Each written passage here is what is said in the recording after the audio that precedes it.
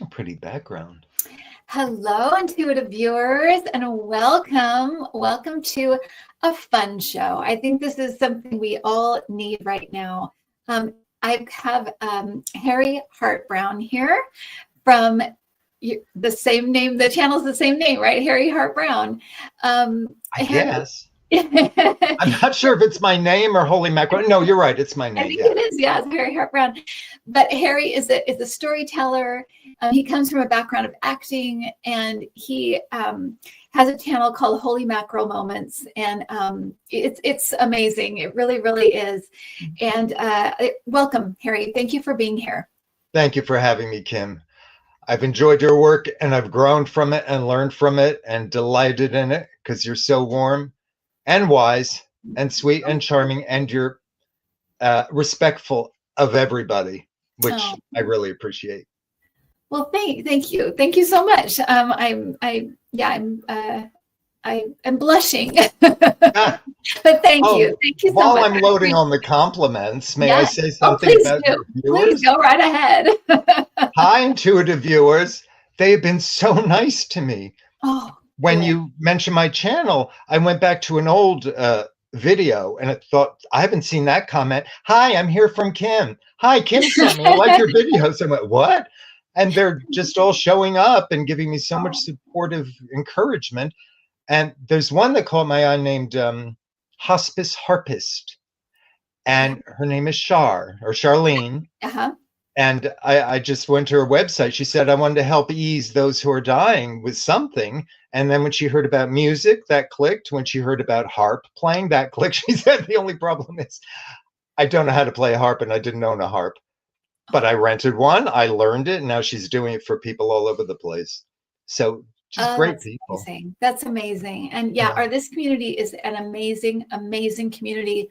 We've come together in so many ways to do so many things together. So I'm just so grateful that these lovely people have found me. Now they found you, and you're in our community as well, and they're in your community. So it's growing, right? It's just expanding and expanding, and it's all of these good people that want to do good work, and add some positivity to this Ah, planet. yeah, this is like, are we finding our tribe? Is this what they call that? This is what they call that. Yeah, I think that it is. I I really like it. do. It's I really cozy. do.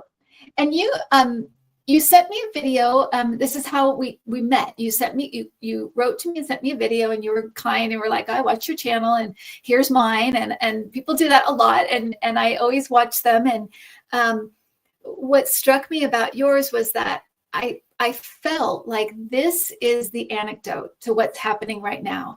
This kind of thing is exactly what we need right now. We need something first of all, we need to remember certain, because you bring up a lot of holy mackerel moments, even in your latest one. It's about politics, so all of these things that are kind of Oh, coincidental, but also the universe working with us, and how the universe brings kind of magic to us. And I thought, this is the kind of thing that we need. This is the anecdote. So I'm hmm. so grateful that you reached out, and I'm so grateful that you're doing your channel. And I want to know a little bit about you, and I'm sure everybody else does too. But where did this begin? What is your back? I know you have a background in acting, Yes. and you live in LA. So tell me about how that kind of, yeah, how your life kind of began in that way. Okay. I'll just kind of run through it, the main points Sure. quickly, and then there are all these wonderful little stories connected to it, which I can Yeah, get take back to your you later. time. We're all ears. Ah, I first learned I wanted to be an actor in the second grade when I got, I've been rehearsing this. Um, I got the part of the second brother in the Three Golden Pears. And of course, in second grade, you did an audition. It was like a popularity contest. Billy Johnson and Harry Brown go out in the hallway and will ask for a raise of hands of who wants, you know, of which one of you two the class wants to play the second brother. So we're out in the hallway, and Billy, who's so sweet, said, Harry, I really hope you get it. And I said, oh, no, I really hope you get it. But I didn't mean a word of it. I didn't want him to get it. I wanted it badly. And he knew it. And I appreciated that. Anyway, I got it. And the first rehearsal, I'll never forget. I was going down the aisle in the auditorium, and I'm used to going in a seat to watch whatever is being presented. But I knew this time I would just keep walking up those wooden steps to the stage. And that was home. I knew. I was so excited, Oh. so excited. So that was my first taste. And then I did play after play after play in high school and community theater. Went to college in Boston, majored in acting at Boston University. Went to New York in 1978, more theater. And that's when I wrote my first solo show. And a friend of mine said, "It's really good. You should go to LA." I said, "Okay." So I went to LA, and the show was well received. And I did all kinds of odd jobs. I got a few TV jobs, which was really exciting. But I Yeah. realized I couldn't pay my bills on these sporadic little jobs. So I got stuck, and it kind of reached a climax when I was working a very stressful job with emotionally disturbed children, and I had a methamphetamine addict for a next door neighbor who would vacuum loudly at night at 3 in the morning and ram the vacuum cleaner into the wall and scream. And then a nest of hornets built a huge nest inside my bedroom on the ceiling. I mean, it was just one thing after another. And then I got that cancer diagnosis. I went, okay, what's wrong with this picture? Help. I found a shamanic healer in Topanga Canyon who journeyed for me, which is a way of going to non-ordinary reality and connecting with any animal helpers or soul parts that you may have neglected or lost track of, who might want to come back inside you. And she said, "I found a soul part. I will call him Fire Jumper, because I see him jumping over fires with such glee. He's like a kid, and he's creative and playful and loving and cheerful and fearless. And he loves to play. And you have not been playing with him lately. He would love to play in a physical body again if you'd let him in."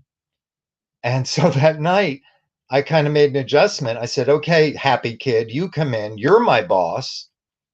And my bully, my inner bully, who was just fear-based, go, "You should do this, and what if that happens?" And all that kind of thing. I said, "You're very good at being efficient, and you get things done, but you're so scared. So you go to the back seat, and I want to hear what the kid has to say." So the kid said, "I want to move to the pretty place where the healing lady is." So I moved to Topanga, found a place I could afford, and that's when really stuff started clicking.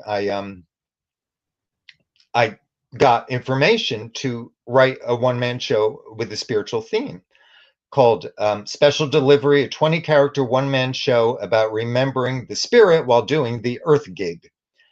And I felt like I was getting information every morning. Go, "Oh, that's a good idea. That's good. That's good. That's good." So, and then to pay the bills, I got a job as a professional storyteller at school. So things are really looking up. And I toured the show at Unity churches and theaters a lot for a while. Then it kind of ran its course. Then I kept telling stories. And then in recent years, I've been doing a stage show called The Boy Who Saw True, which is the actual diary of a boy in 1885 England who is highly clairvoyant and doesn't know it. So he tells the grown-ups, "Oh, I love the little elves playing in the woods, and your aura is very pretty today. Your lights," he would call them. And so his sister would ridicule him and tell him he was nuts, and his parents scolded him for telling lies. And he saw, Uncle Willie, who'd been dead for 2 years. Finally, he found an ally in his tutor. I said, "Oh, what else do you see?" And so he was getting a support system happening. And then he started channeling these spirits, which were really wise and give forth with information about how life works. Getting it down to its essence, it is about the love. All is one. There is no death, and all that great stuff. So I've been doing that the last couple of years at various venues. And then that brings us to Holy Mackerel Moments, which came from my compulsion to tell these stories about synchronicity. Because when I heard about them or experienced them, they were too cool for words. Yeah. And the implication of how life works is enormous when you really think about it. How could the timing of this be that? Like, for example, one of my favorite ones is a girl who released a Little Mermaid balloon in California. It had a big picture of the Little Mermaid on it. It landed in a bush 2,500 miles away from her, and the bush was on the edge of Mermaid Lake. Oh my gosh. So when Bob Dylan says the answer is blowing in the wind, I think he's right, because what made the wind and the air currents take it to that spot? Right, I right, know. right. It's too cool.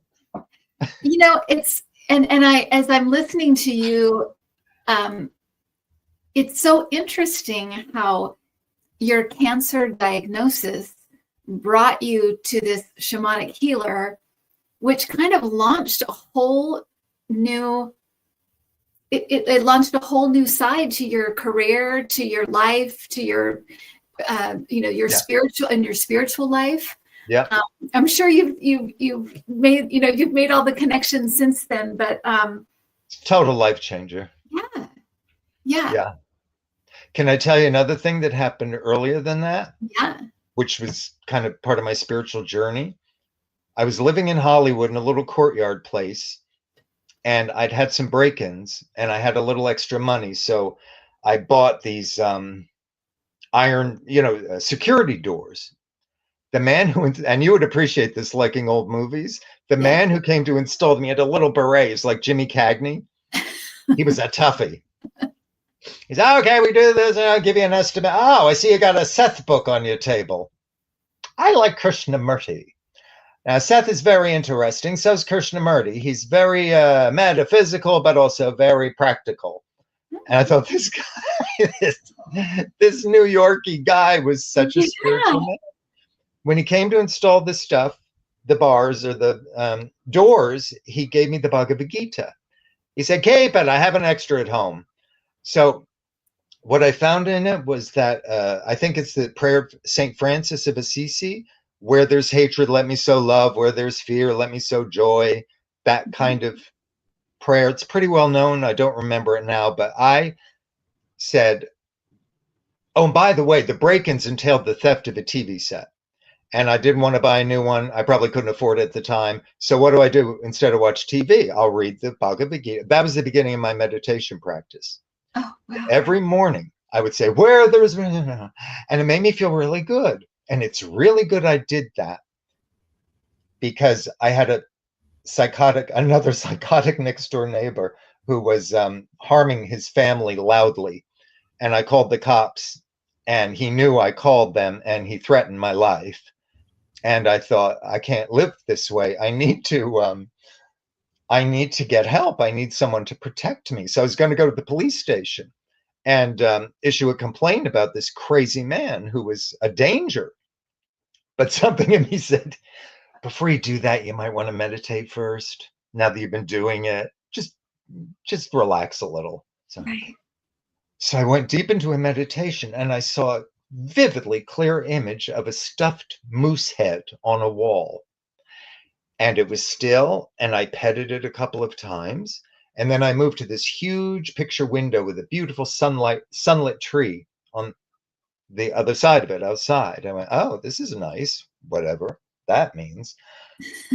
I get to the police station, and I tell them about the neighbor, and he said, so move. The cop said, move. I said, I've lived there for years. I'm not the problem, he is. He said, sir, sometimes the mountain has to go to Muhammad. Muhammad can't always go to the mountain. I didn't know what the hell he meant, but I went, okay. And then he very cleverly left this neighbor of mine, his rap sheet on the counter, which I'm not supposed to see, but he just put on the counter and turned his back and took a phone call. So I started fingering through it. Oh my God, he was hardcore. Tons of crimes, and at the bottom was a policeman's note that said, this man is extremely dangerous. There is no crime he would not commit. Oh, I turned to the title page. There was his name, but there were also beneath his name his aliases, and one of his aliases was Moose. Oh my gosh. I know. And I got tingles all over. And I said, all right, Muhammad, I'll move the mountain or whatever. Because in the meditation, it was harmless, but I moved beyond it. Right. I petted the stuffed moose head and moved to the pretty place. Well, I Right. moved to a place called Echo Park, and my first week there, friends said, "Come to this meditation group at my friend's house." I walk in the friend's house, and there's the picture window with the sunlit tree. Oh my gosh. No. So that Oh my really, gosh. put me on my path in a good way. That is amazing. I'm going to put your name up here, Harry. I'm sorry. No, by all So means. people know, people know, and I have all, just so people know, I have all of your information in the description, and Oh, thank you. yes, and we'll talk about that at the end, but I did put it down there just in case people are looking for your channel right now. It's hyphenated, by the way. I don't know if that makes It any is. difference. Hart-Browne. Okay. Oh, Not a big deal. got It's Hart-Browne. it. So tell people, well, first of all, how did you come to the idea, and how did you have the courage? Because it took a lot of courage for me to get on YouTube. That's a scary thing to do. But maybe all you're performing, you were like, yeah, it's fine. I mean, I'm a singer, so I perform, but this was different. Right. I want to, yeah. So what made you decide to take the plunge into YouTube, and tell us about your channel? Thank you. I want to know more about your story too. I don't know. Do you have a bio on your website? It's crazy. No, I don't, not about my singing career, but Yeah. yeah. I want to know more about that. Fellow performer. Huh?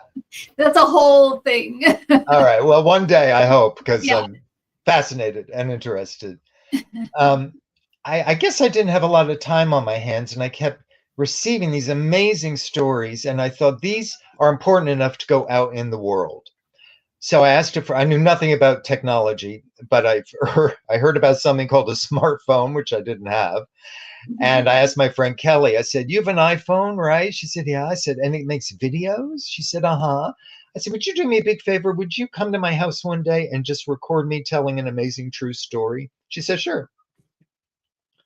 So it's probably about the Wizard of Oz jacket, where the jacket that the actor wears in the Wizard of Oz turns out to have been owned by the man who wrote the Wizard of Oz years before. I love that story. Yes. Me too. So she came and she recorded me. I called it Amazing True Stories.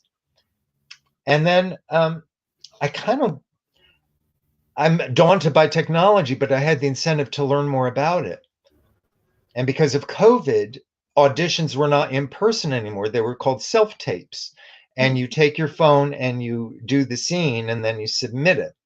And a friend of mine taught me how to edit, just lop off the beginning and lop off the end. I thought, oh, well, that's not that hard. So once I learned that, I thought, wait a minute, if I know how to do this, I could record my own amazing true stories. And then I realized I could add pictures and video clips. And then I was like a kid in a candy store. I went, oh, this is fun. This is fun. This is fun. And so I connected on the phone with a dear friend's daughter who I hadn't spoken to in years. And we were catching up. She said, "How have you been?" I said, "I'm doing this. I'm doing that. I'm doing these things, these videos, amazing true stories." And she said, "Oh, why don't you make it a thing?" I said, "What do you mean, a thing?" She said, "Well, really make it into something. Get a catchphrase, sell it, find a name that people resonate with, and you could do merch, and you could go on YouTube and have a whole series." I went, "What? Oh, God. Oh, okay." So that was the beginning of it, because she was so encouraging, and we really need each other. When we give someone a kind word, it can totally change their lives, as you know. And so she just gave me a little friendly nudge. And then that's how it started. I went, okay. And I started recording my stories myself, and then adding clips. That's how it started. That's amazing. And I'm so glad it did. I'm so glad you did it. Yeah. Oh, thanks. But the encouragement you've given me is having an effect, because I'm what they call it, downloads, where you get information. Yeah. I've been getting a bunch of that. It's like, what theme will I have for my next one? Oh, I could do that. Oh, I could do that. And I have like 3 that I'm balancing in my mind simultaneously. So I know part of it is what I'm getting from you and your viewers. It's like, oh, you like it? I'll give you more. And then my spirits are going, oh, you like doing it? We'll give you more inspiration. So it's That's great. exactly how it works, Harry. And it shows how in flow you are right now, right? It shows that you're in your purpose, you're in your flow, at least where the flow is now. And I think that as your story showed, it changes, it shifts, and it grows, it expands as you learn, and as your channel has grown, very, very, recently, even, having grown a bit, and yeah, that's how it is. It's just a continuation of just like expanding in all ways. Yeah. And I have a lot of friends. Sorry, I'm a little. Okay. I do the same thing. In fact, I do that every time this is what I do. I'm like, oh, okay. Oh, you too? Oh, good. Yeah. I'm rubbing my nose a lot today. No, don't worry about it. Oh, good. I don't care. Yeah. One of the things I'm noticing with friends of mine is people are scared and freaked out about many things. And what I love about what you come forth with from your guides and probably just your own intuition is to remind ourselves we are all one. And if people are causing damage, it's because they are damaged, and we don't need to enable it, but we can certainly have compassion for it, and from a distance. And a thing I've employed in coping with the times is something I read in a book called The Inner World of Childhood, where a woman, the author, takes three extremes of what to do with a kid who fell down and scraped their knee. One is you go, oh my God, you poor thing. Oh no, that must hurt horribly. Oh, you're in so much pain. Oh no. The other extreme is suck it up. What are you, a wuss? That doesn't hurt. And of course, the medium, nice balanced ways. Ooh, ouch, that must hurt badly. Well, let's try to make it feel better. And then that's what is the preferred approach. So when I see suffering in the world, I can easily get caught in it and torture myself, being an empath, and it's really hard to get out of. And then I realize I'm just adding to that angst-filled, fear-filled energy by staying there too long. I can certainly touch base, like, oh, ouch. But then for me and them, I think the best thing I can do is take a deep breath, and then focus on the light, fill myself up with it, and then beam it out to those who need it the most. And that's right. Yeah. No, I was just going to say that's exactly right, because we're all one of the recent messages that has come a few times, and they're kind of like repeat this, like people need to hear this again. People need to hear this again. That our life, from our perspective, is a whole world, and we're the director, we're the actor, we're the director, we're the producer of that world, and we can also use our world to touch other people's worlds, so it's a world in itself. And I think sometimes when you get so involved in somebody else's story and somebody else's world, when they're causing havoc or whatever they're doing, it really makes you feel diminished in your own world. And yet that's not it at all. You're the star. You're the right. You get to decide. You decide what your world is. Is it filled with, gardening and your pets and your friends and your family, or is it full of watching the news and getting involved in their story, right? Or their world, right? Yes, and I love your suggestion, which you repeated, I noticed in 2 recent videos. Do an experiment. Try it. Watch the news all day. See how you feel. Yes. And then maybe take a day where you don't watch it at all and you do the happy things. Just be aware of your energy. See what works better for you. It's like, it's true, because you can take my word for it or your word for it, but you need to have your own experiences, and they've really pushed that as well. To have your own experiences, spiritual experiences, and to put that intention out there. I want to have spiritual experiences so that I know my guides are there. I know I'm being looked after. I know, my family's still here with me. It's really important, and especially now, because then you have something that is yours, your personal experience to lean on and know. It's great to get other people's testimonies, but your own is really, that's what, it's all about, is having those personal experiences. You can really grow from it, and then you can share your experience, right? Yeah. Harry, I want people to get involved in our conversation and share their holy mackerel moments. Oh, So can you goody. tell people what the definition of a holy mackerel moment is, or kind of explain it a little I'll be bit? damned if I know. I thought it was catchy. I just put it out there. No, no, no. Well, it's pretty vast what I would put under that category. It's when I gasp with delight at something in life, and for a large part, it is those amazing moments of synchronicity.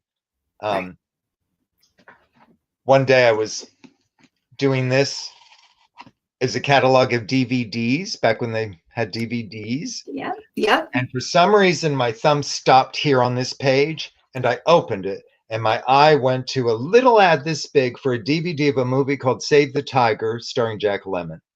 At that moment, on the news, on TV, the announcer said, actress animal activist Tippi Hedren is in New York today to save the tiger. And I heard those words as I was reading them at the same time. I thought, how the hell did that happen? God, how did you do it? What made me? Anyway, so that's just a specific example of synchronicity, but it's everything. It's when, like, I would love to hear how you became aware of your guides and, information you get. And just the magic in everyday life. It doesn't have to be huge. It could be tiny, but it resonates with you. Well, yeah. And it's also those that it also, I think, is because you say holy mackerel moments, and I think it is partly being in the moment, right? Because you're catching it, you catch it as it happens, Yeah. or you put the pieces together. And I think you have to be very alert and aware and awake to be able to have that whoa, what just happened? And because I think it happens all the time. It's all around us. A lot of times we're just up here and we're not out here, right?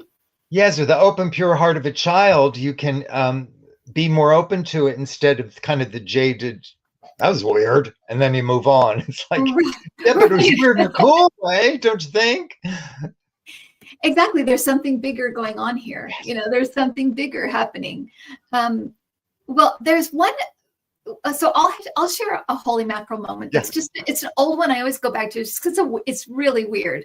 And this was way back when I was engaged actually to be married, and I was working as a bridal consultant, and I was I worked in one. It's like a big bridal store, and where you could do everything. You could it's like a one-stop shop.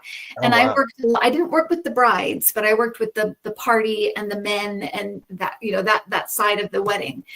And a woman, I had a dream that a woman came in and I was showing her a wedding dress.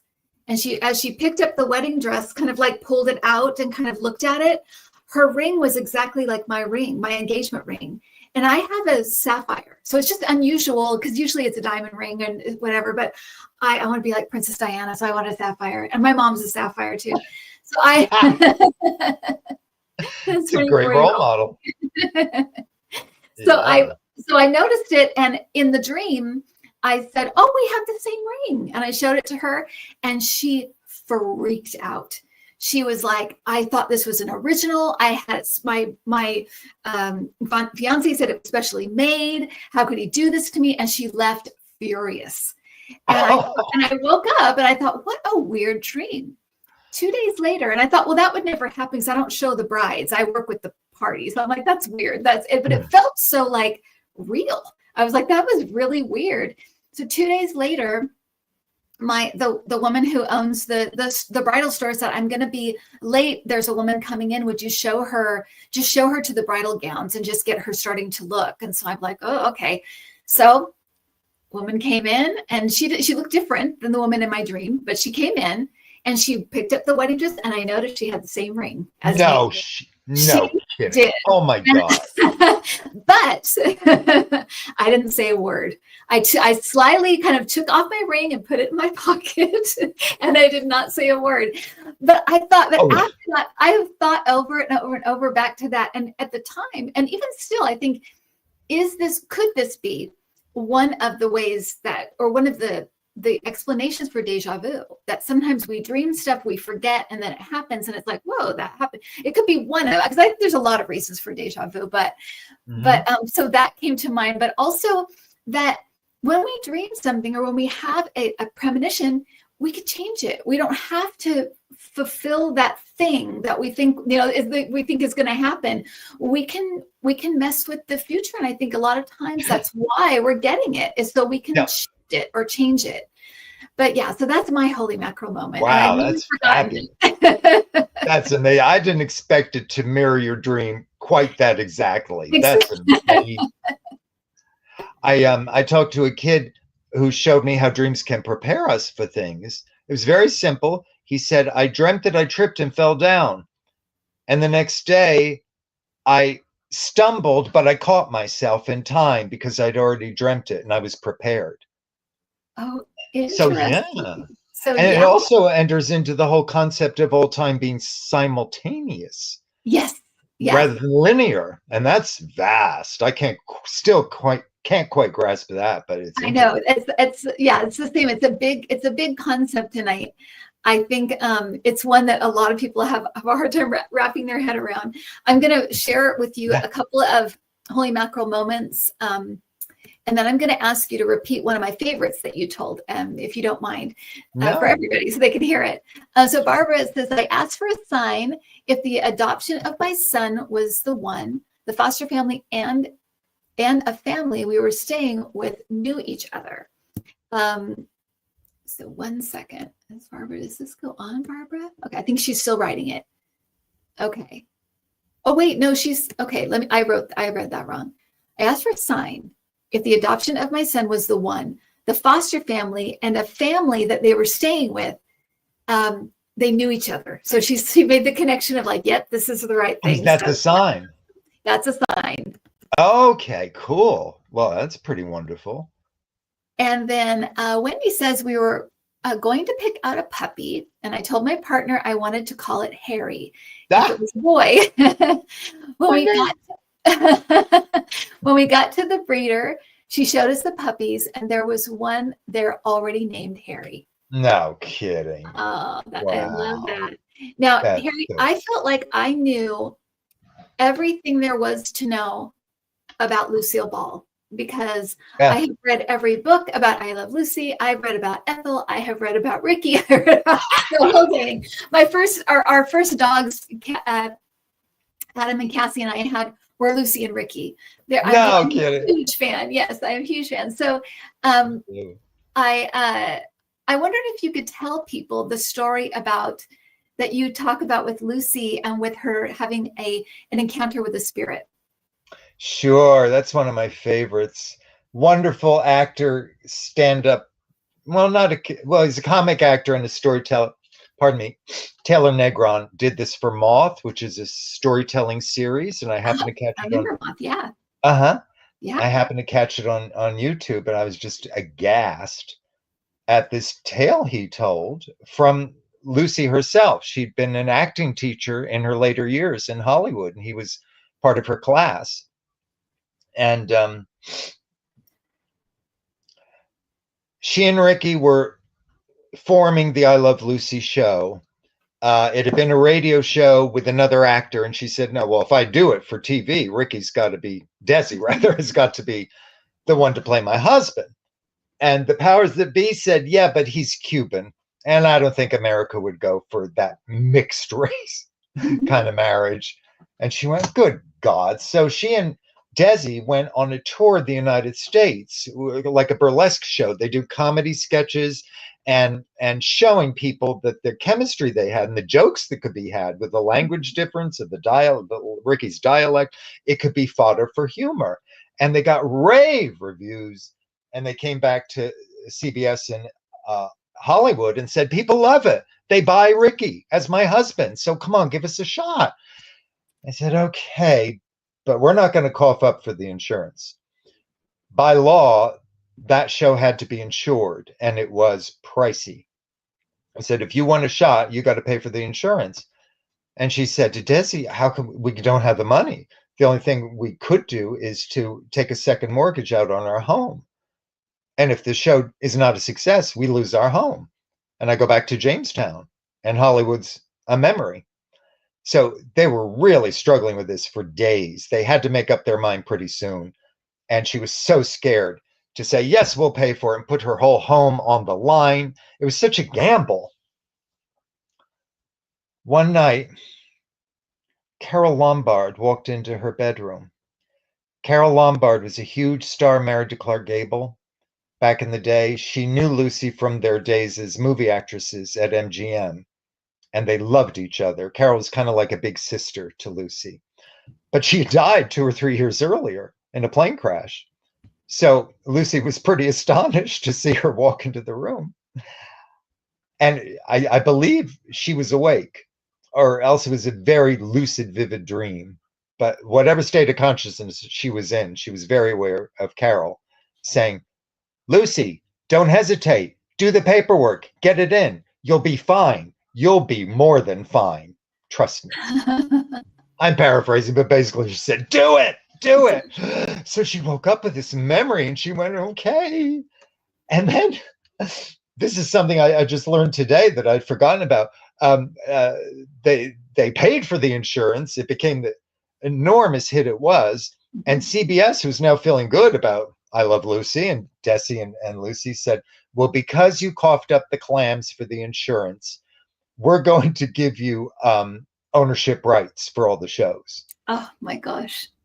They didn't think, it shows. So why would they want to own it? And Desi said, okay, thank you. He was smart. And so, of course, thanks to him, we have all these beautiful reruns for decades because he owned it. That is amazing. And beautiful reruns on film, which was not not a thing before. Ricky was like, we are going to do it on film, and that's why we have them. And it's so crystal clear and beautiful resolution, unlike many. There's shows in the 70s and 80s. They're a little muddy and the colors kind of not so hot. But Carl Freund, I don't know how to pronounce his name, but he was a very respected cinematographer, which I think Lucy worked with him at MGM. So she said, I want the best. Get him to film it. So they did it on films, more expensive but obviously worth it. And also Ricky, I keep calling him Ricky. He started the trend of putting bleachers so they could work in front of a live audience, which was a new thing, and to have 3 cameras. So it's a real innovation. Real pioneer. Yeah. I love that story. I'm going to share another one from our amazing community here. Kelly, the Mystic Next Door. My most recent Holy Mackerel moment was that I dreamed that something big, cataclysmic, was coming to Santorini on December 19th. Now Santorini is having terrible quakes and evacuating. Yeah, you can get those as well, especially as if you have psychic tendencies. You can just, and I've kind of stopped sharing because I will pick up on certain things. Thank you. You pick up on plane crashes and you pick up on, world kind of disasters stuff. I don't like to really share that stuff because I feel like I can't do anything about it. And sometimes I'm unclear of like where it is. And so I don't want to just go up and panic everybody and think, okay, what good would it do? So I've stopped doing that, but you get them, if you're kind of open psychically, you do just kind of pick things up that are just kind of out there. And a lot of times in your dreams. So that's interesting, Kelly. Thank you for sharing that. Yes. Did her premonition happen on December 19th or did she think the quakes would happen? Maybe it did. I don't think she said, Kelly, you can tell us if it happened on the 19th. We said that the quakes are happening now. So I'm guessing that she picked up that info on December. Yeah, she got it and it came true. Standing in the Light with Annie Bear, 7F says, I asked 7 crows to land in a tree in front of me when I accepted a marriage proposal. Asked them if I was making the nest decision. Is that a typo or not? Okay, standing in the right. That's got to be a play That's on gonna be a words. play on words. Nest decision. I Well, do we have a follow-up? know, yeah, I'm looking for it, and I'm like, okay, maybe, And if okay, she tell, yeah. If she, we'll look at it again, standing over, waiting for Kelly too. if she tells us seven crows land in the tree, Yeah. I'll faint. May says, my holy mackerel moment. I dreamed January 6th from the inside the building with the aides hiding in the offices. Oh, see, and like I said, you pick stuff like that up. Wow. And yeah, and that's why a lot of times as a reader, or if you just are sharing things, you have to be very, you have to use your own kind of decision making to decide if it's a good thing to share or not a good thing to share, or just kind of hold on to it and have your own holy macro moment when it actually happens. Okay, Sandy. My grandson kept talking about his friend Lorelei. I'm going to put on my glasses, Harry, because I cannot see. These are my Charles Nelson Riley glasses.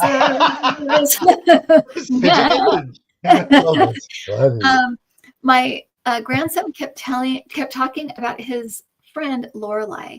His mom asked the teacher about her, and no one at the school with that name. His mom asked more about her. He said Lorelei died in a fire.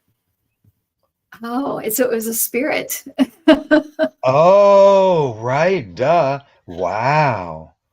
This is her grandson. Fascinating. And Lorelei, who died in a fire, is his friend now. Yeah. Wow. Very cool. And then Kelly said that she made the video on December 19th on her channel. So that's this December, but it's happened. I guess it's happening now. Right. The earthquakes. Wow. Oh, can I just quickly interject, Kim? I love how you post things about please send prayers and healing to whoever, and you are specific about who's needing it, because that can't help but help. Yeah. When people send energy. Absolutely. And I can't even count how many miracles that we've had with our prayer groups. I mean, I've had people that, yeah, it's amazing. People that were on, I say death's door, but they were getting close, or they were, in, awful straits, financially or whatever. We get things all the time saying, you will not believe what happened. This happened, this happened, this happened. So wow. It's pretty amazing. Yeah. Prayer definitely works, and prayer, that kind of intentional group prayer is especially powerful. It really, really is. Okay, Patty. I was selling my home, and a young couple came to see it. The next day, I was at my job as a receptionist. We didn't get many visitors. A man walked in, and we started to chat about me selling my house. That's not the end of the story. Like, is that the end? They chatted. Oh my goodness. He told me his daughter looked at a house the previous night, and they were going to buy it. It was the same couple. Just weird, right? Weird. So it's like, of all the people, yeah, it's so weird. Okay, Rose Blue. Wow. I had 2 lucid dreams each night, 3 nights in a row. 1 month before 9/11 happened. I bolted awake at 2 a.m., 2 nights after the event. Oh, that's what those dreams were about. Oh, so she'd been dreaming about 9/11, and once it happened, she recognized that that's what this was all about. Right. Fascinating. Okay. One of the plus sides of maybe dreaming or having visions about bad things happening in the future is you can at least start early sending healing energy to those affected. Absolutely. And and not I think a lot of times, especially when the energy is there for something to happen, it may come in like that, where it's really, really strong. Because I know that she's not the only one that saw many, got premonitions about 9/11 happening. So it must have been kind of there. And the circumstances has kind of led to this. But yeah. Yeah, you said something very deep that really stuck with me, and it's helped me make sense of life a little bit, which is I don't think you put it this way, but the idea of our habit of judging things as good or bad Yeah. when it really is what it is. We don't know the reasons behind it. And when you mentioned, I think, victims of horrible things, you said, yeah, of course you send compassion and healing, but also we don't know their story. We Yeah. don't know if part of their path was to experience this for their growth. Right. And it's true. We don't know. It's, yeah, we don't know. We don't know on the macro scale. We don't know on the micro scale, really. Right. And so, Yeah. and like you said, so all you can really do is give kind of an energy of surrender or allowing, and then also and like you said, kind of do what you can from your own, your own stance. Send compassion, send loves, and healing. Yeah, yeah. Let me do one more here. These are great. They're amazing. I know, I love them. I had one of your viewers write in my comment section under one of the videos, I had a holy mackerel. It's nice to meet you. I had a holy mackerel, which I think I'll tell it maybe in a week or two. I went, oh, okay. So if you're out there, it's been a week or two. Eager Yeah. to hear it. Come on, tell it. Okay, Jacqueline says, a loud, insistent, I think it's an inner voice, said, turn your head to the right, exclamation point. I did, and a car racing up the avenue smashed a glass bottle, which landed on my collar instead of in my eyes or my mouth. Oh my gosh. Oh my God. Isn't that amazing? That is amazing. So, and Gina, let's see what Gina says. Man. Oh, okay. Well, these are so many, Harry. Now we got to read them all. I dreamed, Hypnicity said, I dreamed about my mom in heaven helping children cross over during 9/11. Wow. Wow. Wow. I got chills with that one. That was interesting. Gina, a friend from work showed up in my living room at 6 p.m. one night. She smiled at me and left. The next morning, I got a call that she had passed at that time. Oh my gosh. God. Okay. Oh. Okay. Now, Linda's got it down. So she's got part 1, part 2. So Linda's part 1. I asked my long deceased fiance to send a Valentine sign to me. Out of the blue, my sister sent me 2 dozen roses, champagne, and a dozen chocolate dipped strawberries. The florist, oh my gosh, this gets better. 2. The florist duplicated her order and sent 4 dozen. Also, I ordered a bottle of nail polish. They delivered 2 in error on Valentine's Day. The polish name is Say Love. I shouted, damn, you're good. So 2 beautiful things were doubled. Everything was doubled. And then, and then it says, share. What did it say? Share love? Oh, sorry. Say love. Say love. Got it lots of times. That's amazing. The Polish name for what is Say Love? Oh, for the nail polish. Gotcha. For the nail polish. Wow. Amazing. That's so cool. Wow. That is okay. One more. Oh. They've got us hooked now, just like your channel is this way. You just have to watch one and you watch them all. I dreamed my holy mackerel moment. I dreamed that Trump was sitting amongst a small group, me included, showing paper all around and a grin, and secretly had military pins on his jacket lapel. Then Mar-a-Lago. Then the documents raid happened at Mar-a-Lago. That is fascinating. Is it possible to go back and read the first part again? Yeah. Now it'll make sense to me. Yes.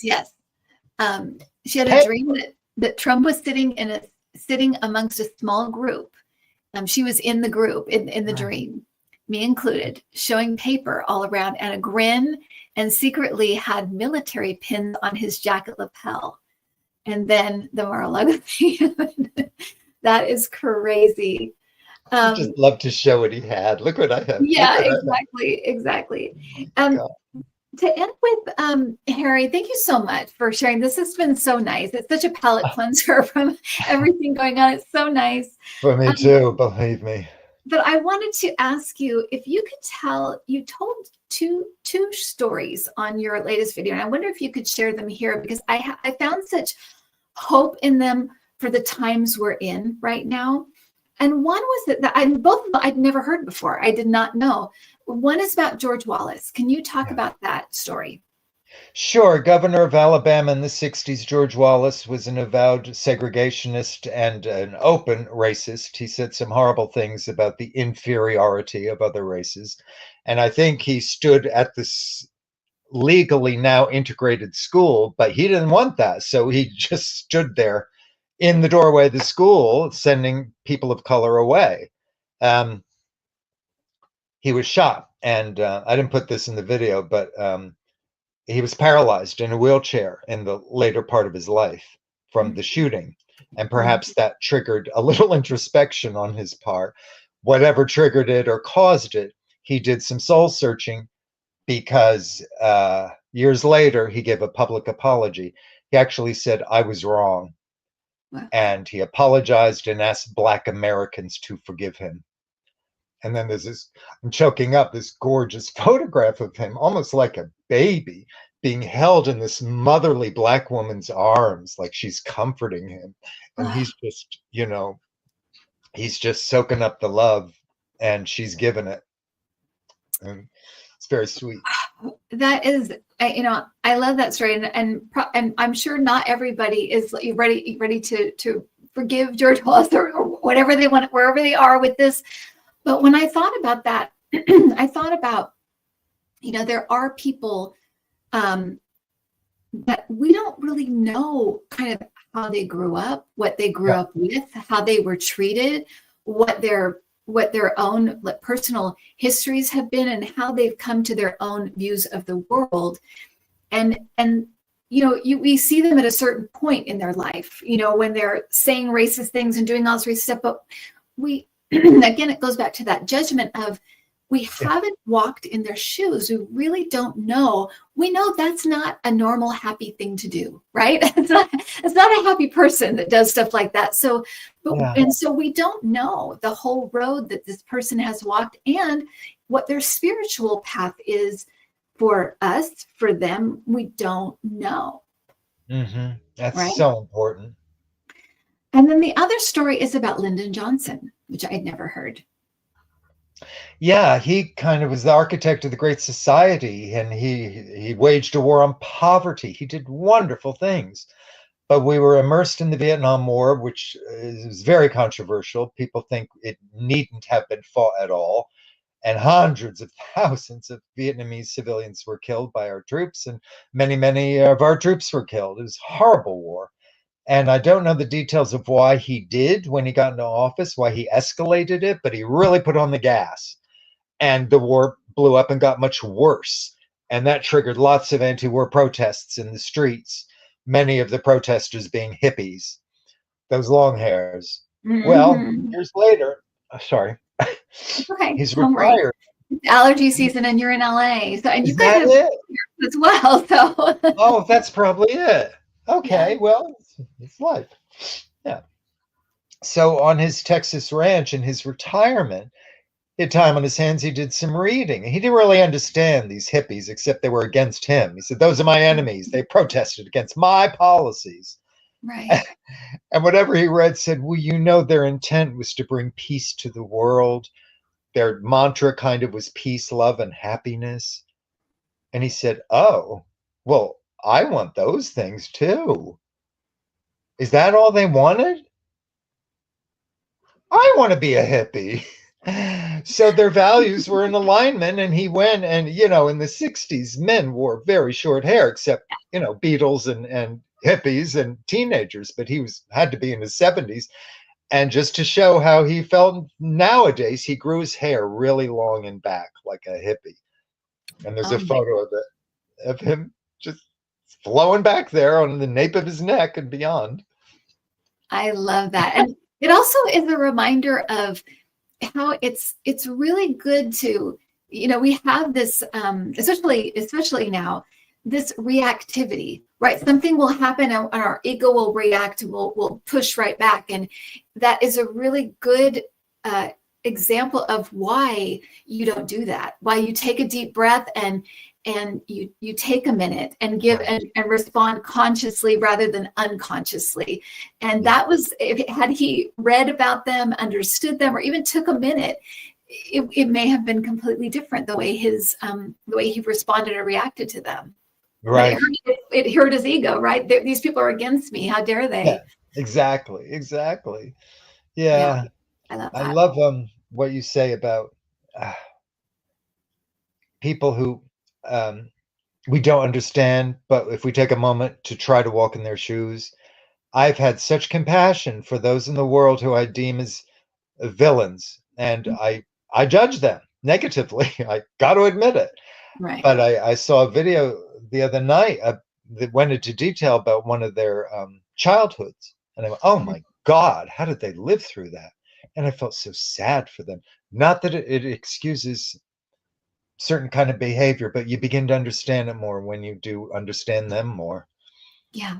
Well, and because they're just people, right? They're just people. We give them these big titles and this big, and they are just people. They're and we're all we all have our own story, our own history. We're all have our own issues and problems. Some bigger than some people's are bigger than others, and it's all out there for the world to see. But yeah, they're just people. And my daughter has a channel. Oh, I think I sent you a video of hers, but her channel is all true crime, and she does a ton of research for her videos. And she said she has not come across one case yet where at some point in the perpetrator or the murderer's life where it couldn't have been turned around.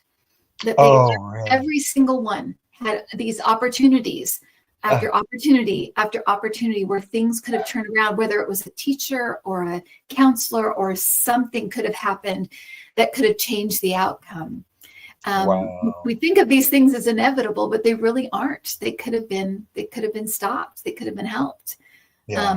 There's people, right? There's people, and people have breaking points, and people have mental illness and problems and histories, and we just don't know. Her videos are wonderful. What's that?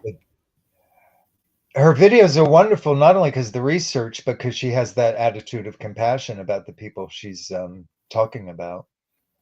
She really does. And I know that I know that, and I tell her this all the time, that the way she sees this is it's new. And so you're going to get people saying, "Oh no, that person, just throw them away." And she never sees people like that. She thinks that anybody or most people, maybe there's a few out there that aren't, but that it's usually because of a horrible childhood or a horrible past or a horrible upbringing or a horrible, some kind of experience that just turned them into a going down a darker path. And that we have to start having more compassion for people on the fringes, on the outskirts, whether it's prisoners or whether it's homeless or whether it's these people that are on the margins. We have to start bringing them into the fold and helping them, instead of just condemning. Thank you so much, Harry, for being on. I think, like I said, I really encourage people to go and support your channel and watch the videos and have some fun and see the magic in just the little moments in life that, if we're paying attention, they're there. One thing you said really helped me feel less guilty about, focusing on the happy stuff. In a recent video, we were talking about the macro, and you said, these old souls can look at these squirts here on Earth thinking, "Oh, you're still resolving problems with war? Yeah, been there, done that. Yeah. Let's build the world we want, the positive energy." And so it's not so heart pulling if you can do, like Native Americans said, detachment is important sometimes. Yeah. Because you say, "Oh, they're living that out because they will learn in their time of what works best for them. But right now they're into the fight. Fine. I'm into the lovingness, whatever. That's where they are. And it doesn't mean that we can't support each other, come to each other's aid, come to help each other. That's what we're here to do. So we're gonna focus on that, right? Being the helpers, basically, being the helpers. Yes. Harry, where can what's coming up next on your channel, and also talk about too where some of if they want to donate to your channel, part of it goes to a wildlife center, right? Yes, it's called The Nature of Wild Works. It's in Corsgold, California. The woman who runs it, Molly Hogan, used to live in Topanga, and we became friends. And she's just, she's like Mother Teresa. I mean, she worked at the LA Zoo, and these two mountain lions who she loved, who she bottle fed, suddenly lost funding for their little show that they did at the zoo. And she said, well, where are they going to go? And the zoo official said, we don't know. And she went, well, I'm not just going to abandon them. So she took them to her home, and that was the beginning. She got all the zoning stuff worked out, and now she takes care of many, many, many animals of all kinds of species. So, and they're non-releasable. They wouldn't have a place to go were it not for her and her staff for various reasons. And she's just a love bug. So yes, 10% of any donations will go to her organization for the animals. Love that. So I have in the description. So everyone, I have Harry's channel, his website, and also where you can donate if you want to donate to Harry's channel and the Wildlife Refuge. So thank you so much. Thank you, everyone. Have a great Sunday. Thank you, Harry, for joining me, and we'll talk to you next week. All right. Bye. Thank you, Kim, very much.